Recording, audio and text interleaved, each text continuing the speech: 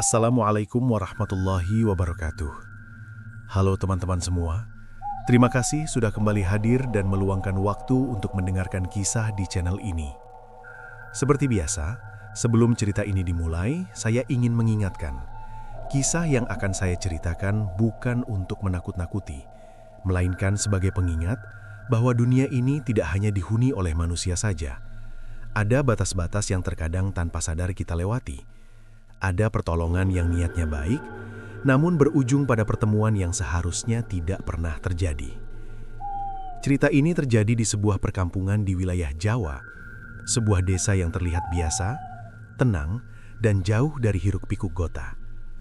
Namun di balik ketenangan itu, tersimpan sebuah kejadian yang membuat seseorang sadar bahwa tidak semua orang yang meminta tolong benar-benar berasal dari dunia yang sama dengan kita. Mari kita mulai ceritanya. Sore itu, langit di desa Kedungwungu tampak muram. Awan kelabu menggantung rendah, seolah menekan atap-atap rumah penduduk yang berjajar rapi di sepanjang jalan tanah. Hujan baru saja berhenti turun, meninggalkan aroma tanah basah yang bercampur dengan bau daun kering dan lumpur sawah. Aku melangkah pelan menyusuri jalan desa, sambil memanggul cangkul di bahu. Seharian bekerja di sawah membuat tubuhku lelah, tapi pikiranku justru terasa kosong. Desa ini memang selalu seperti itu, sunyi, tenang, dan seolah tidak pernah berubah sejak bertahun-tahun lalu. Air menggenang di beberapa bagian jalan. Setiap langkah kakiku menimbulkan suara kecipak kecil.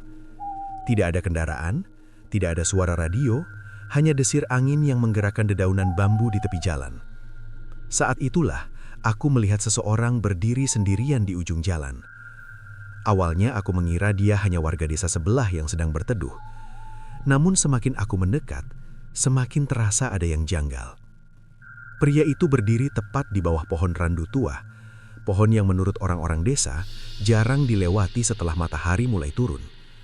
Tubuhnya tegap, pakaiannya rapi, kemeja lengan panjang berwarna pucat dan celana kain gelap. Tapi ada satu hal yang tidak cocok. Bajunya terlihat bersih, sementara sepatunya penuh lumpur, seolah ia sudah berjalan sangat jauh. Aku memperlambat langkah. Pria itu menoleh ke arahku. Wajahnya pucat, bukan seperti orang sakit, melainkan seperti seseorang yang terlalu lama tidak terkena sinar matahari. Matanya cekung, tatapannya kosong, namun saat mata kami bertemu, ia tampak lega. "Mas," suaranya pelan, hampir tenggelam oleh angin. "Maaf mengganggu, saya boleh bertanya?" Aku berhenti sekitar 2 meter darinya. Entah kenapa, aku tidak langsung mendekat. "Iya pak, ada yang bisa saya bantu?" jawabku. Ia menghela nafas panjang, seperti orang yang menahan kebingungan sejak lama. "Saya baru pindah ke desa ini," katanya. "Tapi saya tidak bisa menemukan rumah saya." Kalimat itu terdengar sederhana, tapi entah mengapa dadaku terasa sedikit sesak mendengarnya. "Bapak pindah ke sini?" tanyaku lagi. "Baru hari ini?" Ia mengangguk pelan. Gerakannya kaku, seperti orang yang sedang menahan dingin. "Seharusnya rumah saya tidak jauh dari sini," lanjutnya. "Tapi setiap saya cari, rasanya jalannya berubah." Aku melirik ke sekeliling. Desa Kedungwungu tidak besar. Semua rumah saling mengenal, dan setiap pendatang baru pasti langsung diketahui warga. Apalagi kalau pindahan, pasti ada kabar, ada obrolan di pos ronda atau warung kopi. Namun aku tidak mengingat pernah mendengar tentang pria ini. "Nama bapak siapa?" tanyaku, mencoba tetap ramah. "Wiryo," jawabnya singkat. "Pak Wiryo." Namanya terdengar biasa, terlalu biasa bahkan. Aku mengangguk. "Rumah bapak di bagian mana? Dekat sawah, kebun, atau jalan besar?" Pak Wiryo menoleh ke arah timur, ke arah kebun dan hutan kecil yang berbatasan dengan desa. "Dekat kebun," katanya. "Tidak jauh dari pusat desa." Jawaban itu membuat alisku sedikit berkerut.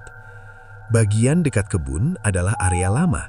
Banyak lahan kosong, bekas bangunan tua, bahkan ada beberapa tempat yang sudah lama tidak dihuni. "Baik pak, kalau begitu, saya antar sebentar. Mungkin bapak salah jalan." Wajahnya langsung terlihat lebih tenang. "Terima kasih. Saya sudah berkeliling cukup lama." Kami mulai berjalan berdampingan. Anehnya, langkahnya hampir tidak bersuara meski tanah masih basah. Sementara sepatuku beberapa kali terperosok ke dalam lumpur. Di sepanjang jalan, aku mencoba mengajaknya berbincang. "Bapak pindah dari mana?" tanyaku. Ia terdiam beberapa saat sebelum menjawab. "Dari sini," katanya pelan. Aku menoleh cepat. "Maksudnya?" "Dari desa ini," ulangnya. "Saya lama pergi, lalu kembali." Jawaban itu membuatku bingung. Namun sebelum aku sempat bertanya lebih jauh, kami sudah mendekati area rumah-rumah tua di pinggir desa. Lampu-lampu mulai menyala satu persatu. Asap dapur mengepul. Tapi anehnya, suasana terasa lebih sunyi dari biasanya. Beberapa warga yang biasanya masih duduk di teras tampak buru-buru masuk ke dalam rumah saat melihat kami. Ada yang langsung menutup pintu, ada yang mematikan lampu. Aku menelan ludah. "Pak Wiryo," kataku pelan, "apakah Bapak kenal orang-orang di sini?" Ia menggeleng. "Harusnya mereka kenal saya." Kalimat itu membuat bulu kuduku merinding. Kami berhenti di sebuah tanah kosong yang ditumbuhi rumput liar. Pak Wiryo menatapnya lama. Wajahnya berubah muram. "Di sini," katanya sambil menunjuk tanah itu. "Rumah saya seharusnya ada di sini." Aku menatap lahan kosong itu. Tidak ada bekas bangunan, tidak ada pondasi, tidak ada tanda kehidupan. Hatiku mulai tidak tenang. Dan tanpa aku sadari, bau tanah basah di sekeliling kami semakin menyengat, seolah hujan baru saja turun lagi, padahal langit sudah mulai gelap dan kering. Aku belum tahu saat itu bahwa pertemuanku dengan Pak Wiryo bukanlah sebuah kebetulan, dan niatku untuk menolong perlahan membawaku mendekati sebuah batas yang seharusnya tidak pernah aku lewati. Aku berdiri terpaku menatap tanah kosong yang ditunjuk Pak Wiryo. Angin sore berembus pelan, menggerakkan rumput liar yang tumbuh tidak beraturan. Tidak ada pagar, tidak ada sisa tembok, bahkan tidak ada bekas pondasi yang biasanya masih bisa terlihat meski sebuah rumah sudah lama roboh. Namun Pak Wiryo menatap tempat itu dengan sorot mata yakin, seolah yang ia lihat bukanlah tanah kosong, melainkan bangunan yang masih berdiri utuh. "Di sini," katanya lagi. Kali ini suaranya lebih pelan. "Rumah saya." Aku mencoba menelan kegelisahan yang mulai menjalar di dadaku. "Bapak yakin?" tanyaku hati-hati. "Setahu saya, tempat ini sudah lama kosong." Ia menoleh perlahan ke arahku. Tatapannya bukan marah, bukan tersinggung, melainkan penuh kebingungan. "Tidak mungkin kosong," jawabnya. "Ada teras kecil di depan, buntunya menghadap ke barat. Di belakang ada sumur. Saya ingat betul." Aku memandang sekeliling. Semua yang ia sebutkan tidak ada. Yang terlihat hanya tanah lembab dan ilalang setinggi lutut. Suasana di sekitar kami terasa aneh. Lampu-lampu rumah warga yang tadi menyala, kini sebagian kembali redup. Jalan desa yang biasanya masih ramai suara orang berbincang, mendadak sepi. "Pak," kataku lagi, mencoba bersikap rasional. "Mungkin Bapak salah ingat lokasi. Bagaimana kalau kita tanya ke warga?" Pak Wiryo terdiam beberapa saat. Lalu ia mengangguk pelan. Kami berjalan menuju rumah terdekat. Rumah kayu dengan dinding papan yang sudah menghitam dimakan usia. Di terasnya masih terlihat sepasang sandal. Aku mengetuk pintu. Tok, tok. Tidak ada jawaban. Aku mengetuk lagi, sedikit lebih keras. Tok, tok. Baru beberapa saat kemudian pintu terbuka sedikit. Seorang ibu parubaya mengintip dari celah pintu. Wajahnya langsung berubah pucat saat melihat Pak Wiryo berdiri di sampingku. "Bu," sapaku. "Maaf mengganggu. Ini ada pendatang, katanya baru pindah ke sini. Ibu kenal?" Belum sempat aku menyelesaikan kalimat, ibu itu langsung menggeleng cepat. "Tidak," jawabnya singkat. "Saya tidak kenal." Pandangan matanya tidak pernah benar-benar menatap Pak Wiryo. Ia hanya menatapku lalu buru-buru menutup pintu dengan suara agak keras. Aku berdiri kaku. Perasaanku makin tidak enak. Pak Wiryo tidak berkata apa-apa. Ia hanya menunduk, seperti orang yang sudah sering ditolak. "Kita ke rumah lain saja, Pak," kataku, meski suaraku sendiri mulai tidak yakin. Kami berpindah ke rumah berikutnya. Seorang bapak tua sedang duduk di bangku bambu sambil merokok. Saat melihat kami mendekat, ia langsung berdiri. "Permisi, Pak," kataku. "Bapak kenal dengan Pak Wiryo?" Bapak itu menatapku lama, lalu menggeleng. "Tidak ada orang baru di desa ini, apalagi yang namanya Wiryo." Aku hendak bertanya lebih lanjut, tapi bapak itu sudah masuk ke dalam rumah dan menutup pintu tanpa pamit. Satu persatu rumah kami datangi. Jawabannya selalu sama. Tidak kenal, tidak tahu, tidak ada. Yang membuatku semakin gelisah bukan hanya karena mereka tidak mengenal Pak Wiryo, tapi karena cara mereka menghindar. Tidak ada yang marah, tidak ada yang heran, seolah kehadiran kami adalah sesuatu yang tidak ingin mereka lihat terlalu lama. Aku mulai memperhatikan hal-hal kecil.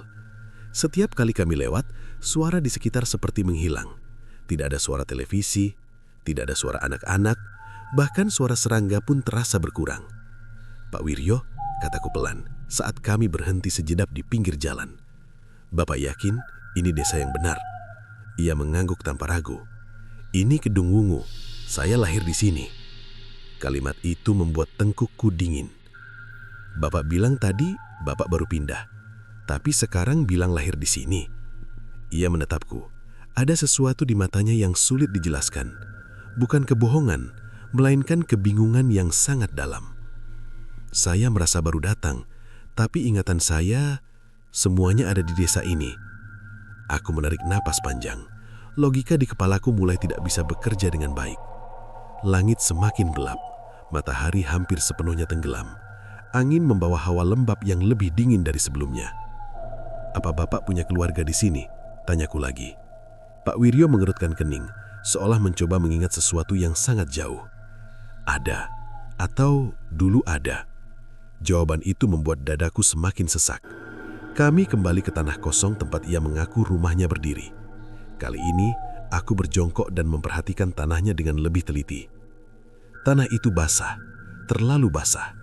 Bukan seperti bekas hujan biasa, warnanya lebih gelap dan ketika ku sentuh, terasa dingin dan lengket, seperti mulur yang baru saja diaduk. "Aneh," gumamku tanpa sadar. Pak Wiryo ikut berjongkok tapi jaraknya tidak terlalu dekat. "Dulu," katanya pelan, "saya sering berdiri di sini kalau bingung." Aku menoleh cepat. "Bingung kenapa?" Ia terdiam. Angin tiba-tiba berhembus lebih kencang. Rumput-rumput bergoyang menimbulkan suara gesekan yang membuat suasana semakin mencekam. Aku berdiri dan menepuk-nepuk celana agar tidak terlalu kotor. "Pak," kataku, mencoba tegas. "Kalau rumah bapak memang tidak ada, mungkin bapak salah desa. Atau mungkin ada kesalahan data.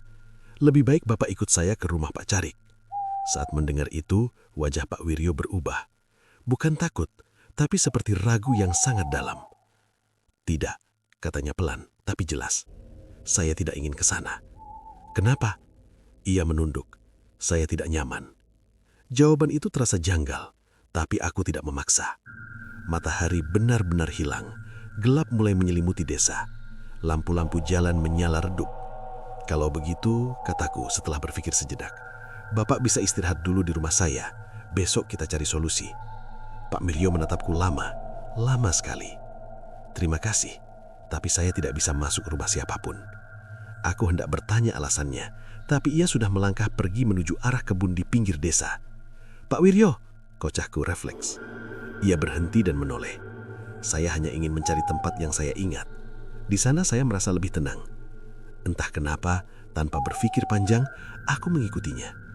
Kami berjalan meninggalkan rumah-rumah warga, menuju kebun yang gelap dan lembab. Tanah di bawah kakiku terasa semakin lunak, seolah menyimpan air yang tidak terlihat. Di batas antara desa dan kebun, aku berhenti sejenak. Ada perasaan kuat di dadaku yang mengatakan bahwa aku seharusnya tidak melangkah lebih jauh. Namun saat aku menoleh ke arah Pak Wiryo, ia sudah beberapa langkah di depan. Sosoknya terlihat samar di antara batang-batang tanaman. Dan untuk pertama kalinya sejak bertemu dengannya, aku menyadari satu hal yang membuat jantungku berdegup kencang. Bayangan tubuh Pak Wiryo tidak terlihat jelas di tanah basah itu. Seolah cahaya lampu desa tidak pernah benar-benar menyentuhnya. Aku berdiri di sana, terjebak antara niat menolong dan rasa takut yang mulai mengambil alih. Dan tanpa aku sadari, aku sudah melangkah terlalu dekat ke arah tempat yang kelak akan mengungkap kenyataan paling mengerikan tentang siapa sebenarnya Pak Wiryo. Aku berdiri di tepi kebun dengan perasaan tidak menentu. Cahaya lampu desa hanya sampai beberapa meter dari tempatku berdiri. Selebihnya, kebun itu tenggelam dalam bayangan gelap yang rapat, seolah menelan apapun yang masuk ke dalamnya. Pak Wiryo berdiri beberapa langkah di depan, membelakangiku. Sosoknya terlihat samar di antara batang-batang tanaman yang basah oleh embun sore. Angin menggerakkan daun-daun kebun hingga bergesekan, menciptakan suara lirih yang terdengar seperti bisikan. "Pak," panggilku pelan. "Kita tidak usah ke sana dulu. Sudah gelap." Ia menoleh perlahan. Wajahnya tampak pucat diterpa cahaya lampu yang redup. "Sebentar saja," katanya. "Saya ingin memastikan." "Memastikan apa?" tanyaku. Bahwa ingatan saya tidak sepenuhnya salah. Jawaban itu tidak membuatku tenang. Justru semakin menekan dadaku dengan rasa tidak nyaman yang sulit dijelaskan. Aku menoleh ke arah rumah-rumah warga di belakangku. Sebagian pintu tertutup rapat. Lampu-lampu terlihat menyala, tapi tidak ada satupun orang di luar. Desa yang biasanya masih hidup hingga malam mendadak terasa seperti ditinggalkan. Aku memutuskan untuk kembali mendekati rumah Pak Carik. Setidaknya, aku butuh memastikan satu hal. Apakah benar tidak ada seorang pun yang mengenal Pak Wiryo? "Pak Wiryo, tunggu sebentar," kataku. "Saya mau tanya lagi ke orang desa." Ia tidak menahan, tidak juga mengangguk, hanya berdiri diam, seolah yakin aku akan kembali. Aku melangkah cepat menuju rumah Pak Carik, rumah paling tua dan paling dikenal di desa Kedungwungu. Lampunya masih menyala terang. Dari dalam terdengar suara radio kecil. Aku mengetuk pintu. Tok, tok, tok. Pintu terbuka. Pak Carik berdiri di sana. Wajahnya tampak lelah. "Ada apa lagi?" tanyanya pelan. Aku menelan ludah. "Pak, soal orang yang saya ceritakan tadi, Pak Wiryo. Apa benar Bapak tidak mengenalnya sama sekali?" Pak Carik terdiam beberapa saat. Tatapannya berpindah ke arah kebun di kejauhan, lalu kembali menatapku. "Tidak," jawabnya singkat. "Tidak ada warga bernama itu." Apakah mungkin warga lama yang sudah pindah atau meninggal? Wajah Pak Carik berubah. Ia tampak ragu, lalu menggeleng pelan. "Kalau warga lama, saya hafal hampir semuanya, dan nama itu tidak pernah tercatat." Aku merasakan tenggorokanku kering. "Pak, warga lain kok seperti menghindar, seolah takut." Pak Carik menarik napas panjang. Ia menurunkan suaranya. "Kamu jangan ikut campur terlalu jauh. Tidak semua yang datang ke desa ini perlu ditolong." Kalimat itu membuat bulu kudukku berdiri. "Maksud Bapak?" tanyaku. Pak Carik tidak menjawab. Ia hanya menepuk bahuku pelan.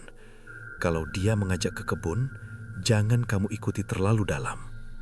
Aku ingin bertanya lebih banyak, tapi Pak Carik sudah menutup pintu perlahan, meninggalkan aku berdiri sendiri di teras. Aku kembali ke arah Pak Wiryo dengan langkah berat. Hati kecilku berteriak agar aku berhenti, agar aku pulang. Tapi kakiku tetap melangkah.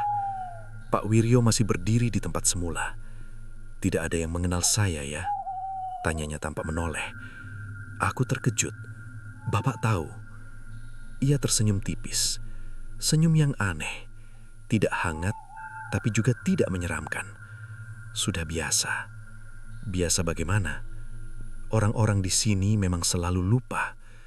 Kalimat itu terdengar sederhana, tapi ada nada getir di dalamnya. "Kita tidak seharusnya masuk ke kebun malam-malam begini," kataku, mencoba menghentikannya. "Tanahnya licin, banyak lubang." Pak Wiryo melangkah satu langkah ke dalam kebun.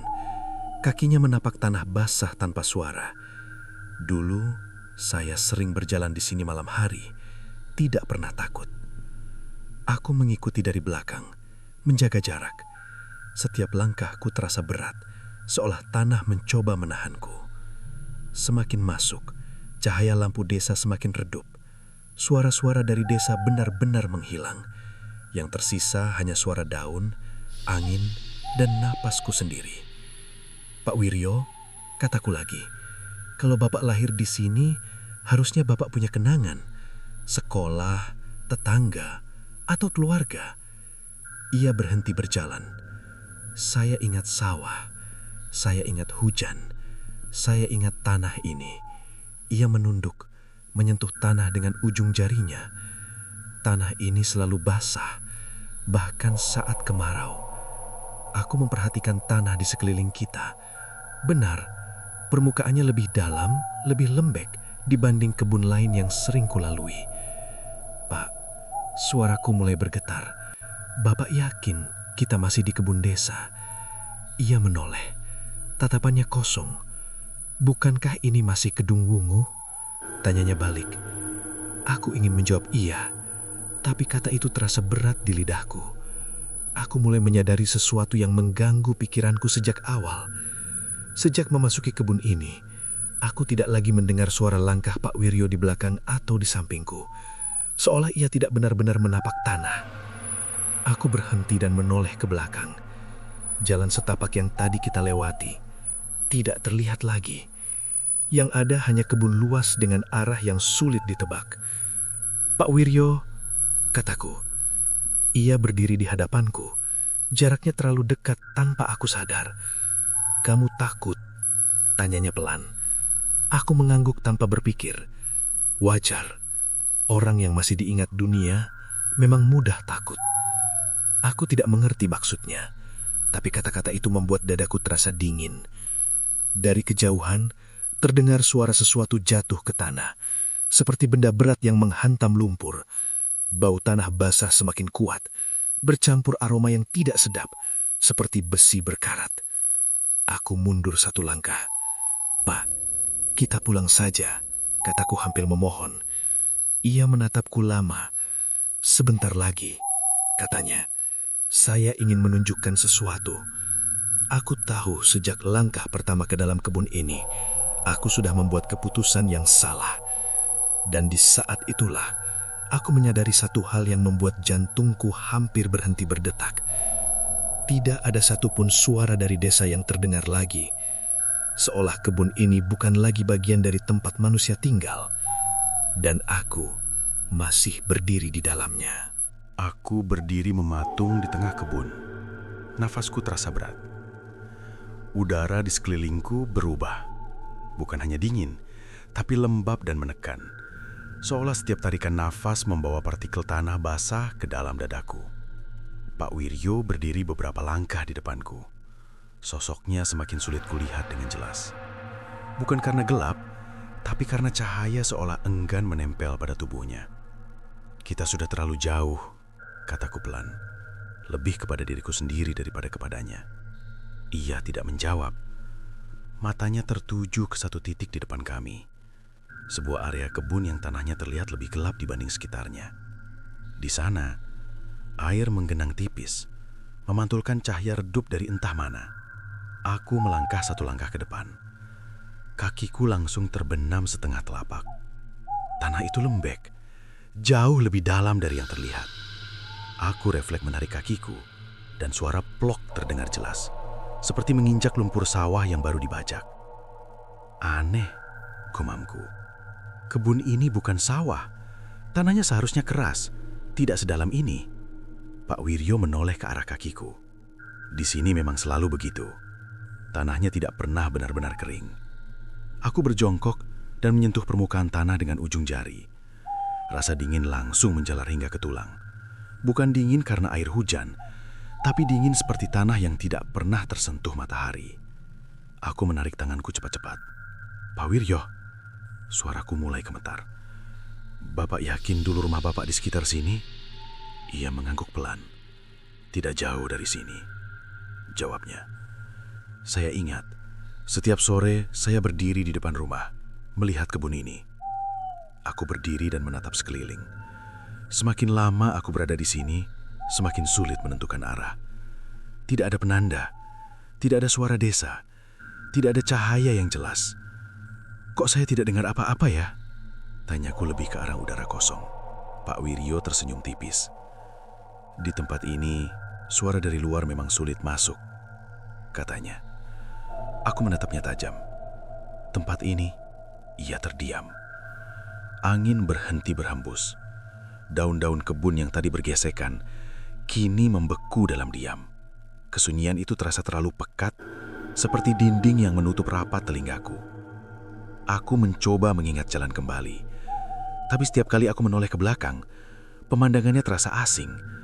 Seolah kebun ini perlahan berubah bentuk, menghapus jalur yang baru saja kami lewati. "Pak Wiryo," kataku lagi, "kalau Bapak memang pernah tinggal di sini, kenapa tidak ada satupun orang yang mengingat?" Ia menunduk lama. Tangannya menyentuh tanah, lebih dalam kali ini. Jari-jarinya masuk ke dalam lumpur dengan mudah, tanpa raut kesakitan. "Karena saya yang lebih dulu dilupakan," katanya lirih. Aku mundur satu langkah. "Dilupakan siapa?" "Desa ini, waktu." Kata-kata itu membuat kepalaku pusing. Aku merasa seperti berdiri di tempat yang seharusnya tidak bisa dijelaskan dengan logika. Aku memperhatikan tanah di sekitar Pak Wiryo. Permukaannya terlihat berdenyut pelan, seperti sesuatu yang hidup di bawahnya. Aku mengucek mata, mengira itu hanya ilusi karena lelah. Namun denyutan itu tetap ada. "Pak," kataku hampir berbisik, "Bapak lihat itu?" Ia mengangguk. Tanah selalu mengingat, meski manusia lupa. Aku mulai panik. "Pak Wiryo, saya mohon," kataku dengan suara bergetar. "Kalau memang Bapak tersesat, kita cari jalan keluar bersama. Tapi kalau ini bukan tempat yang aman, kita harus pergi sekarang." Ia berdiri tegak. Untuk sesaat, wajahnya terlihat sangat tua. Jauh lebih tua dari yang kupikirkan sejak awal. "Kamu masih bisa pergi," katanya pelan. "Kamu masih punya tempat di sana." Aku menelan ludah. "Kalau Bapak..." Ia tidak menjawab. Tiba-tiba, kakiku kembali terbenam. Kali ini lebih dalam. Tanah di bawahku terasa bergerak seperti menarik perlahan. Aku panik dan berusaha menarik kakiku. Tapi lumpur itu terasa berat, seolah memegang erat. "Pak Wiryo?" teriakku. Ia mendekat, tapi tidak menyentuhku. "Jangan melawan. Kalau kamu panik, tanah akan semakin menarik." Aku mencoba menenangkan nafas. Perlahan, aku mengangkat kakiku, dan tanah itu melepaskannya dengan suara hisaban pelan. Aku terduduk di tanah. Jantungku berdegup kencang. "Kita tidak sedang di kebun biasa, ya?" tanyaku dengan suara lemah. Pak Wiryo menatapku lama. Batasnya tipis. Kebanyakan orang tidak sadar saat melangkahinya. Aku menoleh ke sekeliling. Kini aku benar-benar merasa asing. Langit di atas tampak lebih gelap dari seharusnya. Bintang tidak terlihat. Bulan pun tidak ada. "Ini masih dunia kita?" tanyaku hampir tanpa suara. Ia menghela nafas panjang. Sebagian lagi bukan."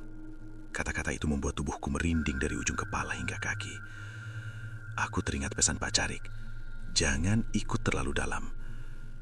Aku berdiri dengan susah payah. "Saya mau pulang," kataku tegas meski tubuhku gemetar. "Sekarang?" Pak Wiryo mengangguk. "Itu pilihan yang bijak," katanya.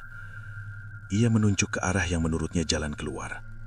Namun saat aku menatap ke sana, aku tidak melihat apapun yang familiar. "Lewat sana." Aku melangkah ragu. Setiap langkah terasa berat, seolah tanah mencoba menahanku lagi. Namun aku terus berjalan, berusaha fokus pada satu tujuan, keluar dari kebun ini. Saat aku menoleh ke belakang, Pak Wiryo masih berdiri di tempat semula. "Pak Wiryo?" panggilku. "Bapak tidak ikut?" Ia tersenyum. Senyum yang penuh kelelahan. "Tidak semua orang bisa kembali," katanya pelan. Kalimat itu menghantam pikiranku.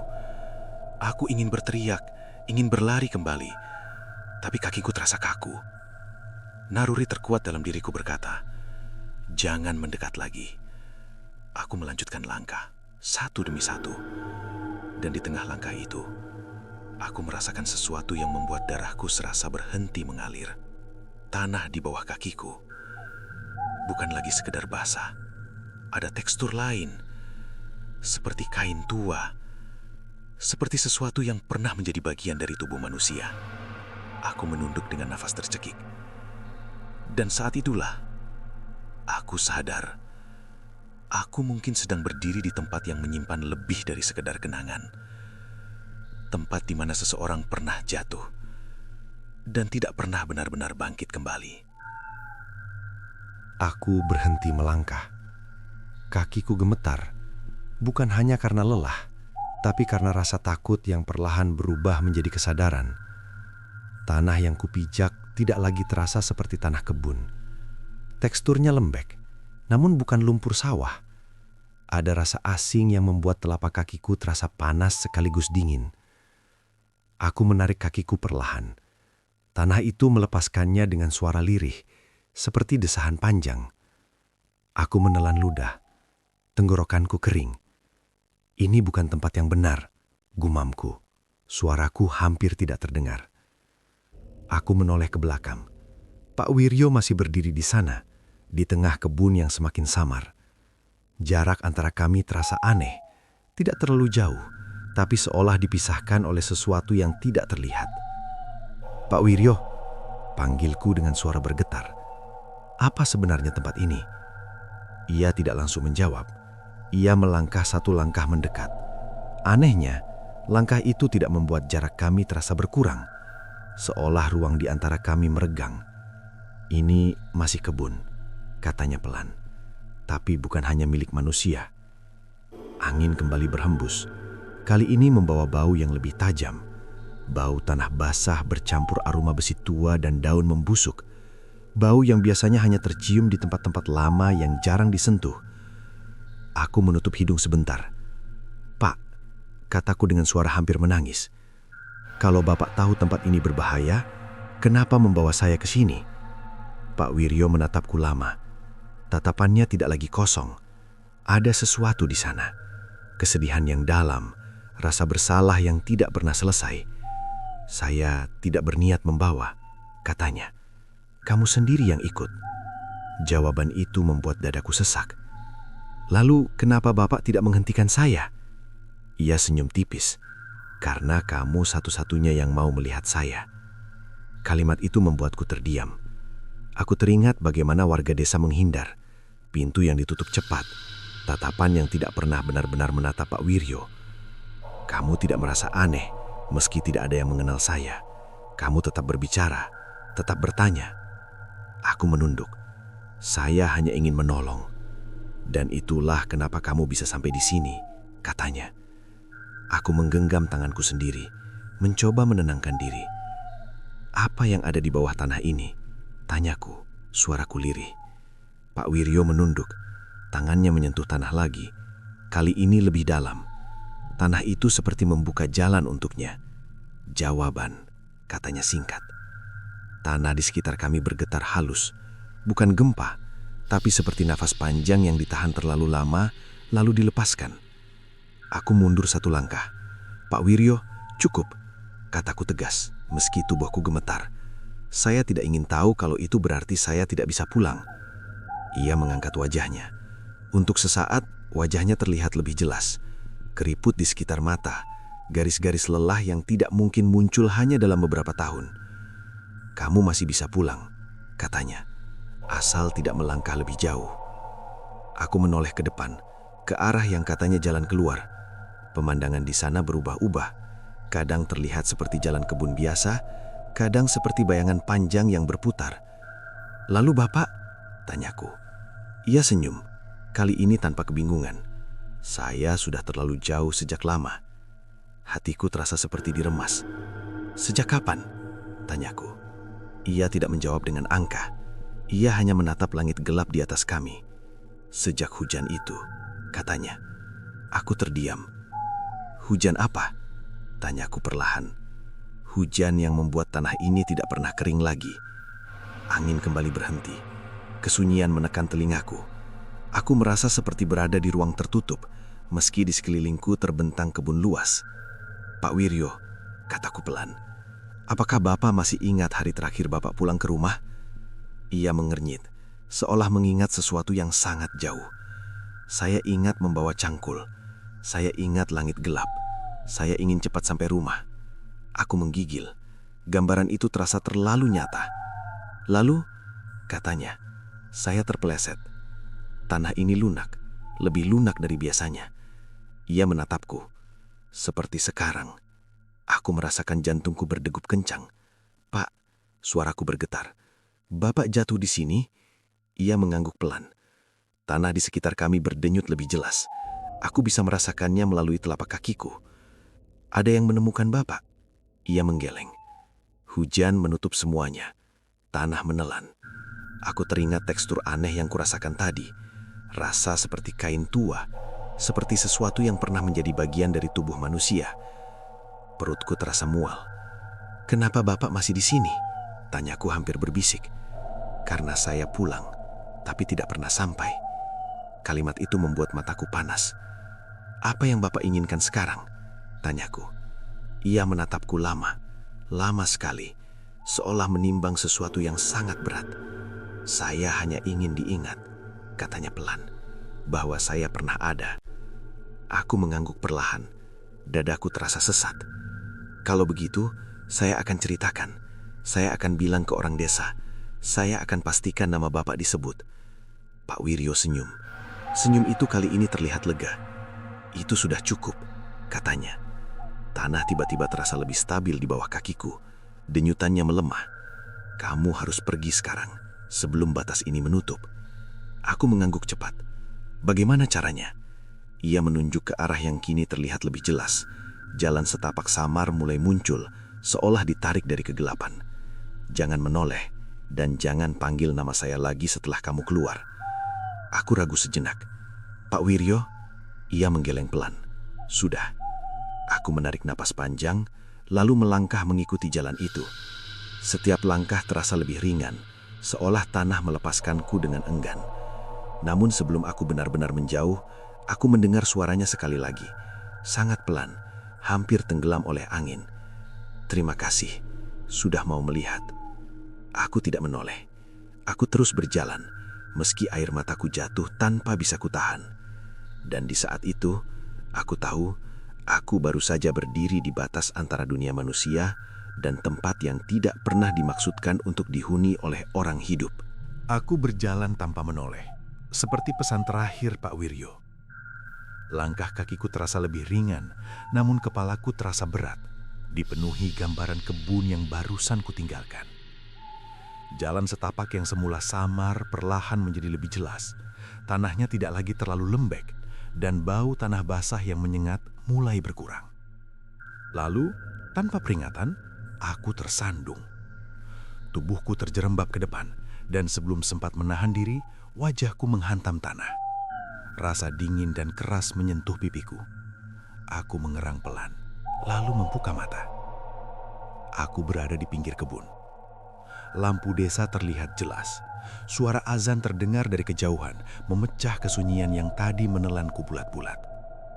Angin malam kembali terasa seperti angin yang kukenal.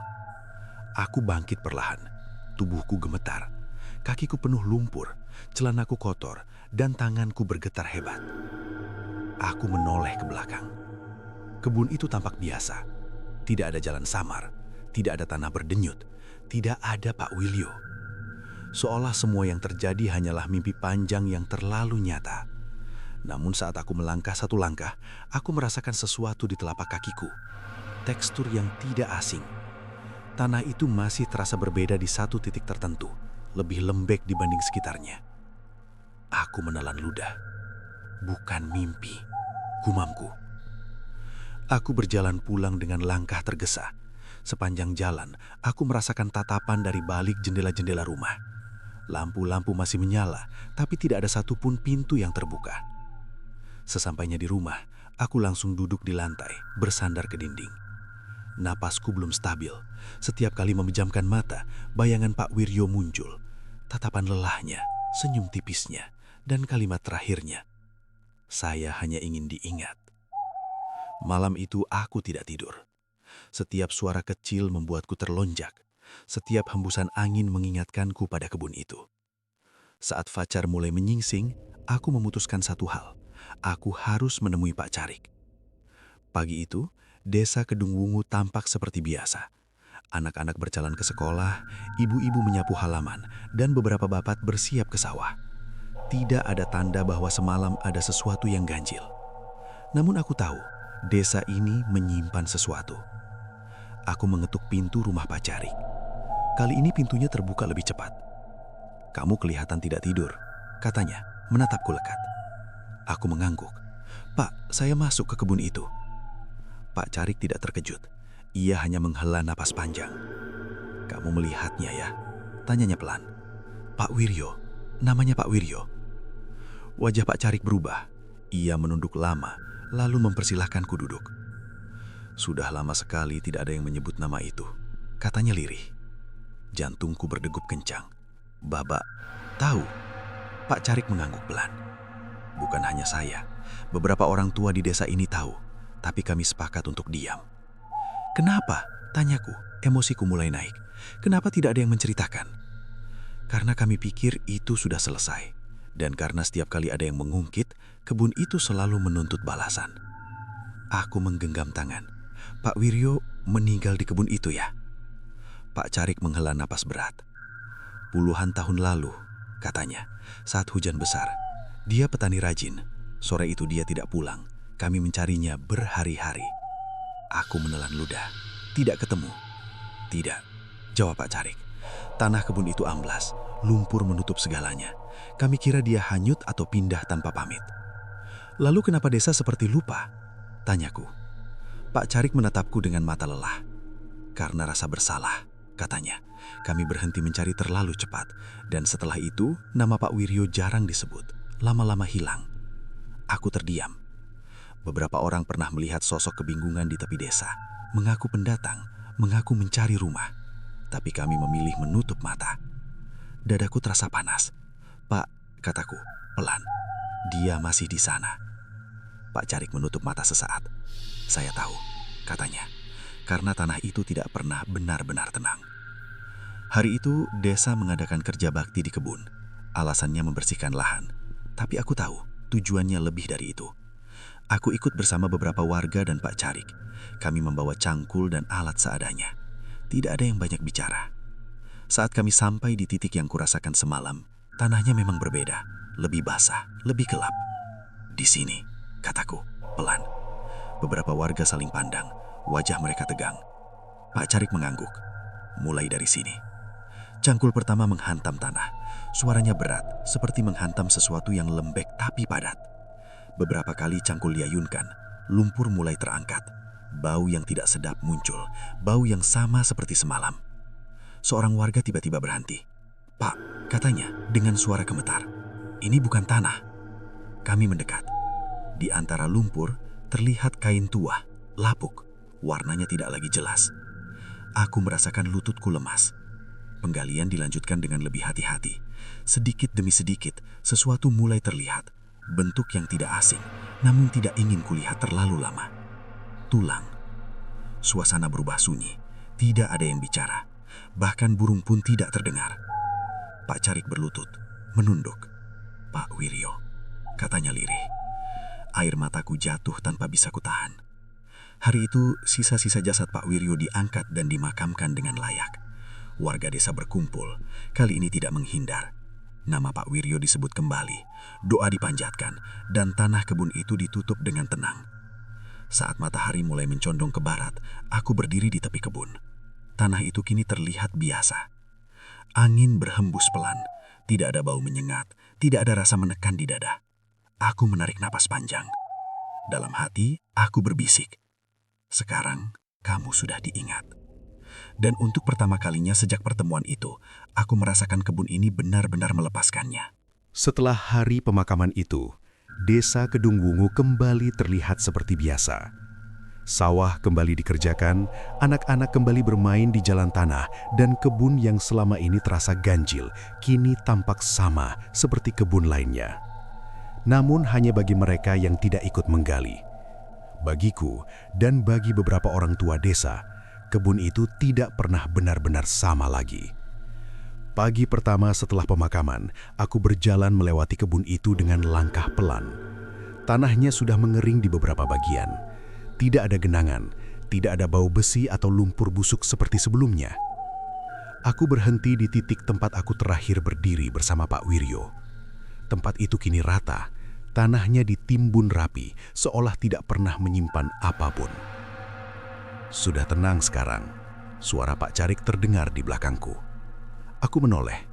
Ia berdiri dengan tangan di belakang punggung. Wajahnya terlihat lebih tua dari biasanya. "Bapak yakin?" tanyaku. Pak Carik mengangguk pelan. Tanah itu hanya menahan yang dilupakan. Kalau sudah diingat, biasanya dia melepaskan. Aku terdiam. Hari-hari berlalu. Tidak ada lagi pendatang yang kebingungan di ujung jalan. Tidak ada sosok yang berdiri di bawah pohon randu saat sore hari. Desa terasa lebih ringan, seolah beban yang lama tertahan akhirnya diangkat. Namun ada satu hal yang tidak bisa hilang dari pikiranku. Setiap kali hujan turun, aku selalu teringat kalimat Pak Wiryo. Tanah ini tidak pernah benar-benar kering. Suatu sore, beberapa minggu setelah kejadian itu, aku duduk di teras rumah. Langit mendung, hujan baru saja reda. Aroma tanah basah kembali tercium, tapi kali ini terasa biasa, seperti bau hujan yang seharusnya. Seorang anak kecil lewat di depan rumahku, berlari kecil sambil membawa layangan. "Tadi, aku lihat orang berdiri di kebun," katanya tiba-tiba. Jantungku berhenti sejenak. "Orang?" tanyaku pelan. Anak itu menoleh, mengernyit bingung. "Ah, mungkin salah lihat," katanya cepat, lalu berlari pergi. Aku duduk kaku. Malamnya aku menemui Pak Carik lagi. "Pak," kataku, "apa mungkin masih ada yang tertinggal?" "Bukan dia. Lalu siapa?" Pak Carik menatapku lama sebelum menjawab. "Tidak semua yang tersesat ingin ditemukan, dan tidak semua yang ditemukan mau pergi." Kalimat itu membuatku terdiam lama. Sejak hari itu, aku mulai lebih berhati-hati, tidak hanya pada kebun, tapi pada siapapun yang datang dan mengaku tidak tahu arah. Aku tetap menolong, tapi aku belajar satu hal penting. Tidak semua pertolongan harus diikuti sampai ke tempat yang asing. Karena ada kalanya yang meminta tolong bukan ingin diselamatkan, melainkan ingin diingat. Beberapa bulan kemudian, warga desa memasang papan kecil di tepi kebun. Tidak ada tulisan peringatan keras, hanya kalimat sederhana. "Hati-hati melangkah saat tanah basah." Tidak ada yang menyebut nama Pak Wiryo secara langsung, tapi setiap orang tua desa tahu kalimat itu bukan sekedar peringatan biasa. Pada suatu malam yang sunyi, aku bermimpi. Aku kembali berdiri di kebun itu. Tanahnya kering, langit cerah, tidak ada rasa takut. Di kejauhan, Pak Wiryo berdiri menghadap sawah. Kali ini wajahnya tidak pucat, pakaiannya bersih. Ia menoleh dan tersenyum. "Terima kasih," katanya. Aku terbangun dengan air mata di sudut mata, tapi dadaku terasa ringan. Sejak saat itu, aku tidak pernah lagi melihat sosoknya. Dan desa Kedung Wungu kembali menjadi desa yang tenang, dengan satu kisah yang hanya diceritakan pelan-pelan dari mulut ke mulut sebagai pengingat bahwa kadang orang yang mengaku baru pindah sebenarnya hanya sedang mencari jalan pulang ke tempat yang sudah lama menunggunya.